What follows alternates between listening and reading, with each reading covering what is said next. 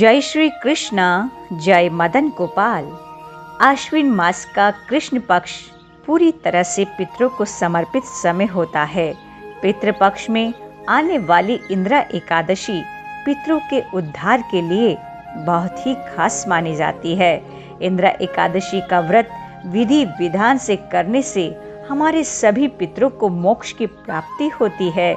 यदि हमारे कोई पूर्वज अनजाने में किसी पाप कर्म के फलस्वरूप नरक यातना भोग रहे हैं तो अपने उन पितरों की नरक यातना से मुक्ति दिलाने का सामर्थ्य रखती है ये इंदिरा एकादशी।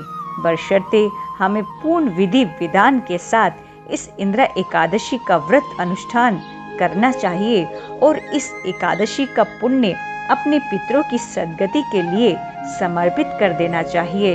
एकादशी व्रत के पुण्य प्रभाव से पितरों का उद्धार होगा।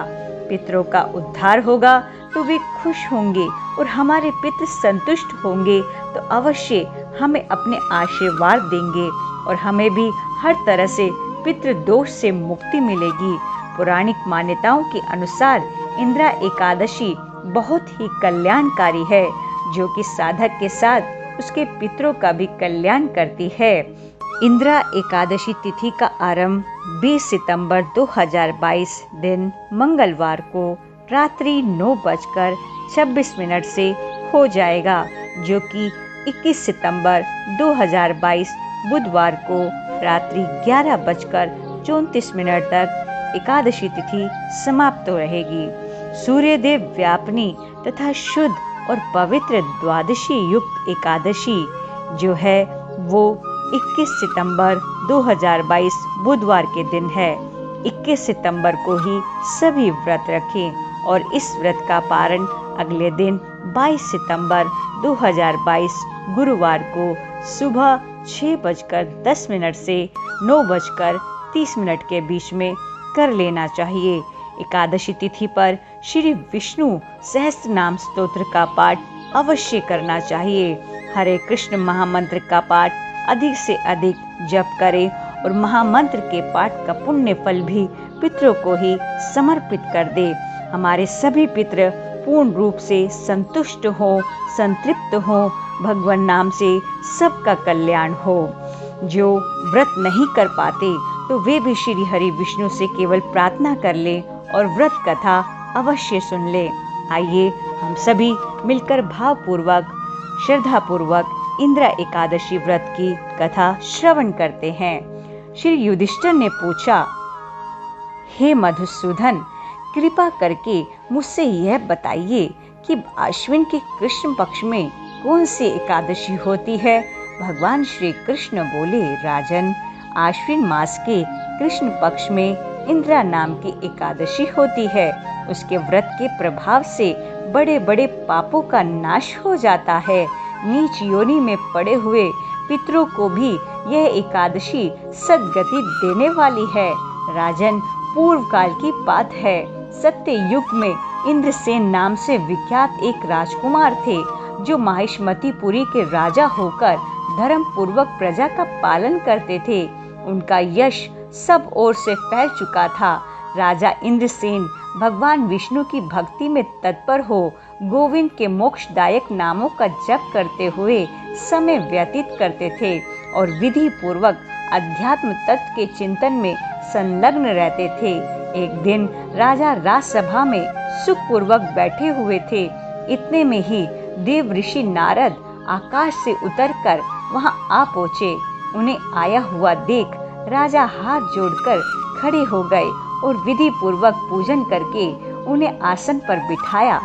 इसके बाद वे इस प्रकार बोले, मुनि श्रेष्ठ, आपकी कृपा से मेरी सर्वथा कुशल है। आज आपके दर्शन से मेरी संपूर्ण यज्ञ क्रियाएं सफल हो गई। हे देव ऋषि, अपने आगमन का कारण बताकर मुझ पर कृपा करें। नारद जी ने कहा, नृपश्रेष्ठ, सुनो, मेरी बात तुम्हें आश्चर्य में डालने वाली है। मैं ब्रह्मलोक से यमलोक में गया था। वहाँ एक श्रेष्ठ आसन पर बैठा और यमराज ने भक्ति पूर्वक मेरी पूजा की। उस समय यमराज की सभा में मैंने तुम्हारे पिता को भी देखा था। वे व्रत भंग के दोष से वहां आए थे। राजन, उन्होंने तुमसे कहने के लिए एक संदेश दिया है, उसे सुनो। उन्होंने कहा है, बेटा, मुझे इंदिरा एकादशी के व्रत का पुण्य देकर स्वर्ग में भेजो। उनका यह संदेश लेकर मैं तुम्हारे पास आया हूँ। राजन, अपने पिता को स्वर्ग लोक की प्राप्ति कराने के लिए इंदिरा एकादशी का व्रत करो। राजा ने पूछा, भगवान, कृपा करके इंदिरा एकादशी का व्रत बतलाइए। किस पक्ष में, किस तिथि को और किस विधि से यह व्रत करना चाहिए? नारद जी ने कहा, राजेंद्र सुनो, मैं तुम्हें इस व्रत की शुभ कारक विधि बतलाता हूँ। आश्विन मास के कृष्ण पक्ष में दशमी के उत्तम दिन को श्रद्धा युक्त चित्त से प्रातः काल स्नान करो। फिर मध्याह्न काल में स्नान करके एकाग्र चित्त होकर एक समय भोजन करो तथा रात्रि में भूमि पर सोओ। रात्रि के अंत में निर्मल प्रभात होने पर एकादशी के दिन दातुन करके मुंह धोवो। इसके बाद भक्ति भाव से निम्नांकित मंत्र पढ़ते हुए उपवास का नियम ग्रहण करो। अधः स्थित्वा निराहारः सर्वभोग विवर्जितः शवो भोक्ष्यो पुंडरीकाक्ष शरणं मे भवाच्युतः। कमल नयन भगवान नारायण, आज मैं सब भोगों से अलग हो निराहार रहकर कल भोजन करूंगा।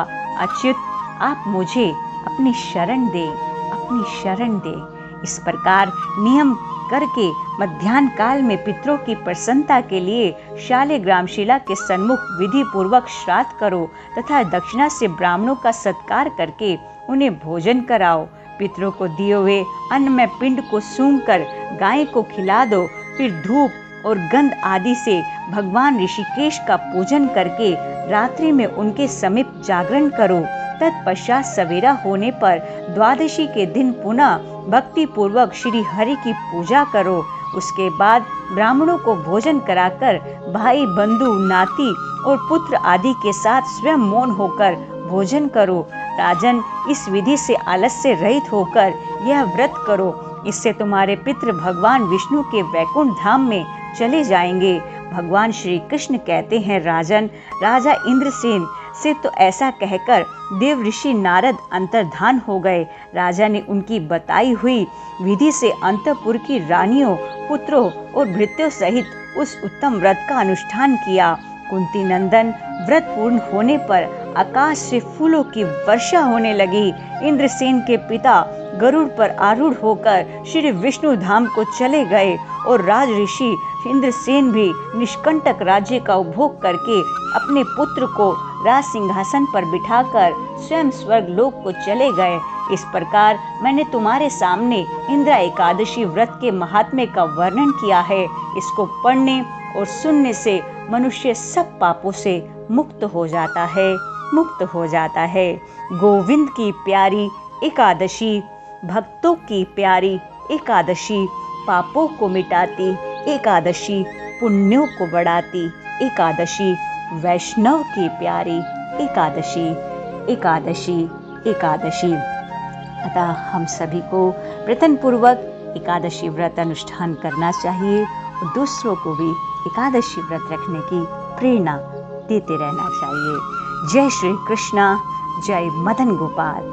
मित्रों, आप सभी इस एकादशी व्रत कथा को स्वयं सुनकर आगे जरूर शेयर कीजिएगा ताकि और भी इस एकादशी व्रत का लाभ उठा सकें। जय श्री कृष्णा, जय मदन गोपाल।